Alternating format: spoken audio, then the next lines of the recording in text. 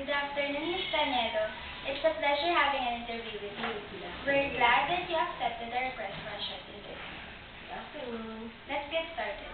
We want to know, what is counseling for you? Okay, counseling, when we say counseling, it is a goal-oriented relationship between a trained counselor and a individual who is seeking for help. Thanks for your meaningful answer. Why did you choose the position of a guidance counselor? Why not a teacher?